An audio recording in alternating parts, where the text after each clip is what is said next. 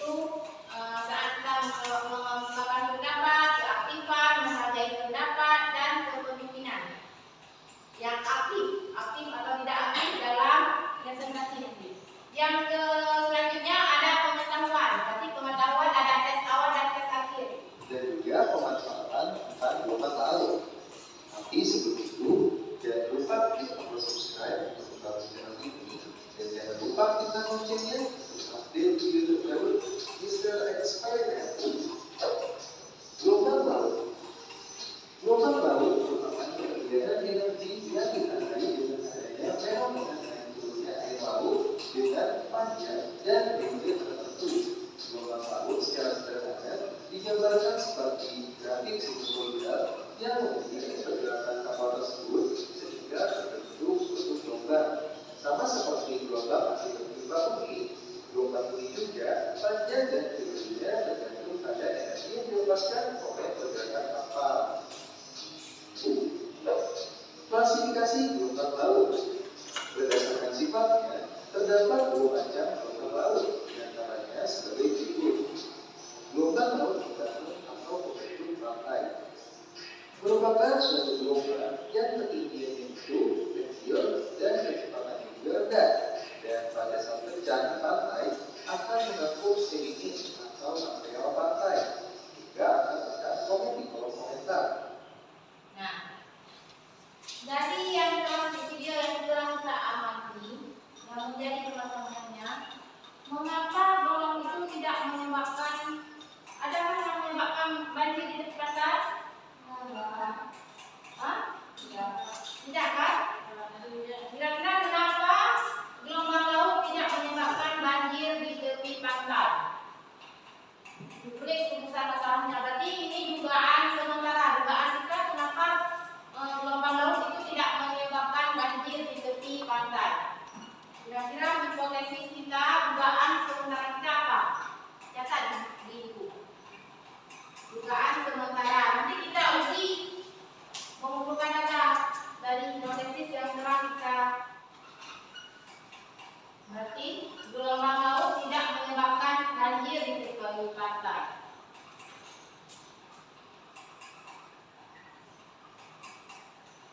Nah, untuk mengumpulkan data, menguji hipotesis kita akan buat kelompok untuk mengerjakan diskusi kelompok. Kita kerjakan LKPD untuk mengumpulkan data terhadap hipotesis yang sudah kita lakukan tadi. Jadi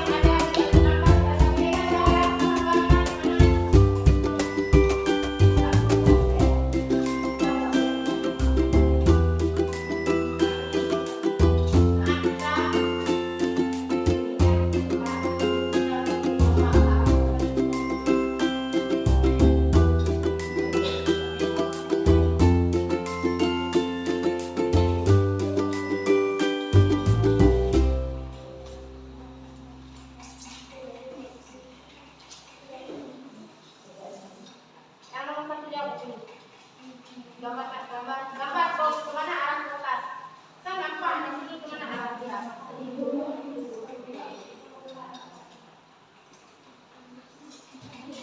Kita jelaskan gambar dulu.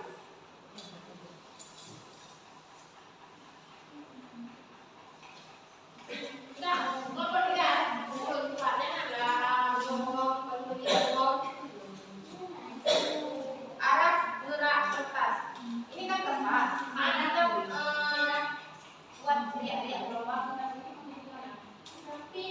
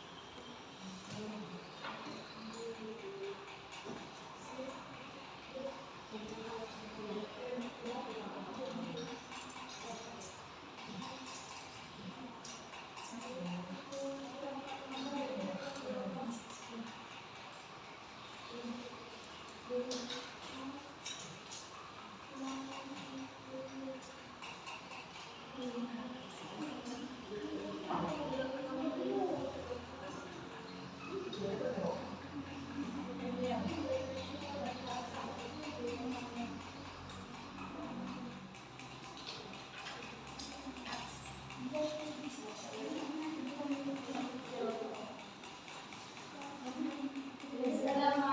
warahmatullahi wabarakatuh. Waalaikumsalam warahmatullahi wabarakatuh. Kami dari kelompok 2 ingin mempresentasikan hasil kerja kelompok kami.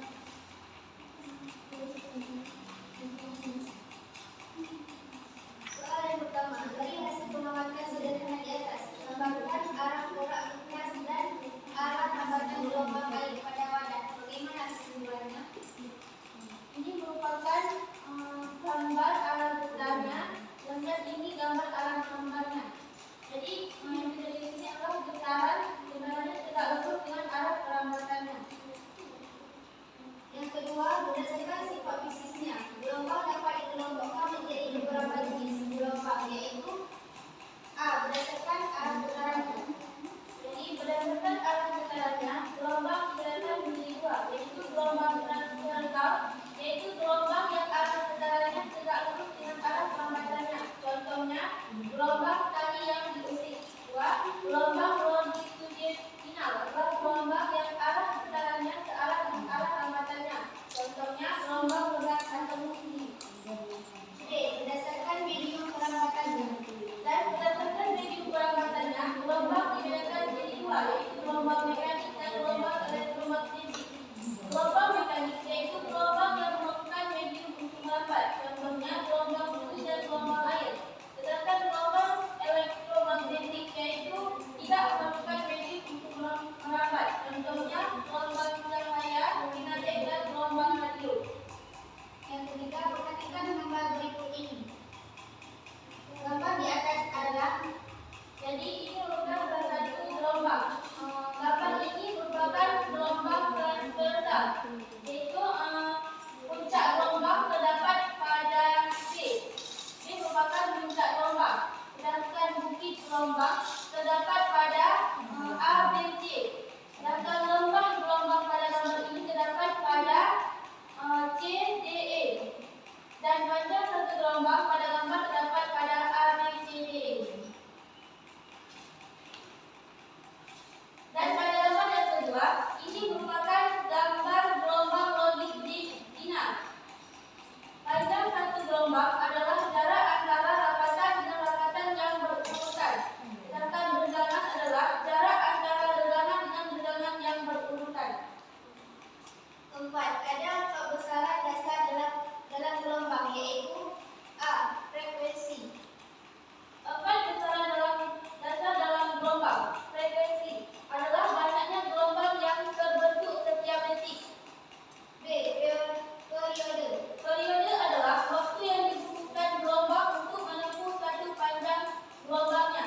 C. Panjang gelombang. Dan panjang gelombang adalah jarak antara dua puncak yang berdekatan atau jarak antara dua lembah yang berdekatan. 5. Tuliskan persamaan dasar gelombang. Persamaan dasar gelombang dapat ditulis secara sistematis, yaitu P sama dengan lambda kali F, dengan P sama dengan kecepatan lambat gelombang dengan satuan meter per sekon, tanggal lambda panjang gelombang, dan frekuensi dan F adalah frekuensi gelombang. Jadi setelah kami presentasikan, jadi dapat kami simpulkan adalah gelombang adalah getaran yang melambat. Berdasarkan medium untuk melambat, gelombang dibedakan menjadi dua, yaitu gelombang mekanik dan gelombang elektromagnetik. Dan berdasarkan arah getarannya, gelombang dibedakan menjadi dua, yaitu gelombang transversal dan gelombang longitudinal. Dan berdasarkan besaran-besaran pada gelombang ada 5, yaitu amplitudo, panjang gelombang, frekuensi gelombang,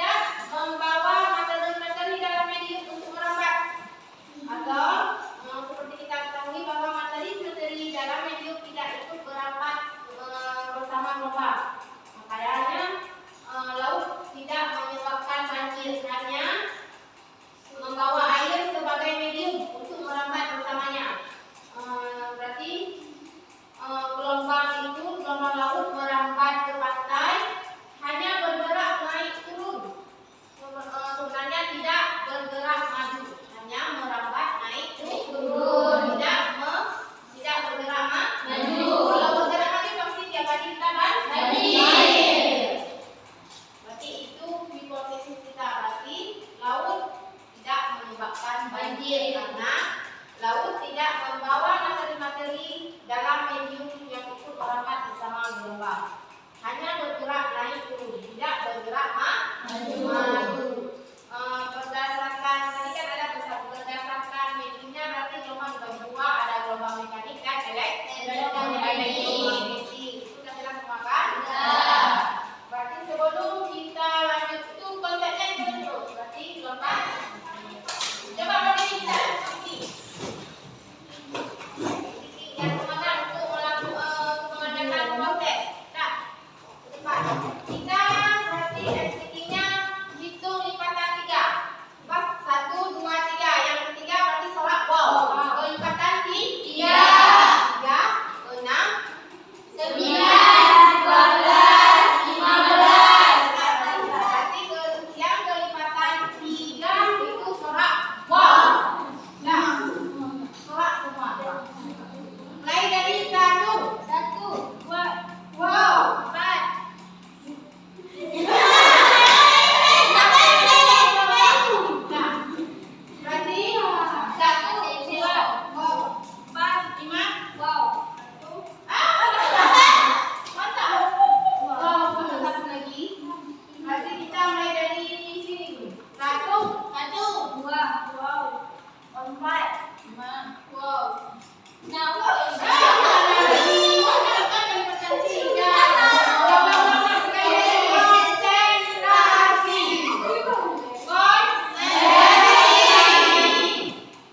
Kelipatan 3. Oke? 1, wow, 4, 5, wow, 7, 8, wow.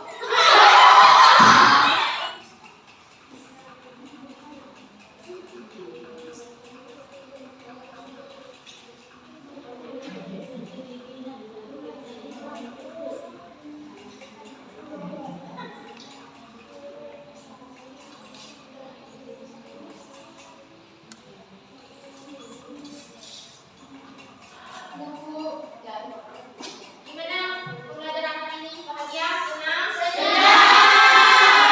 Penting senang, bahagia. Karena dengan kita senang, bahagia, materi yang kita pelajari juga menyenangkan.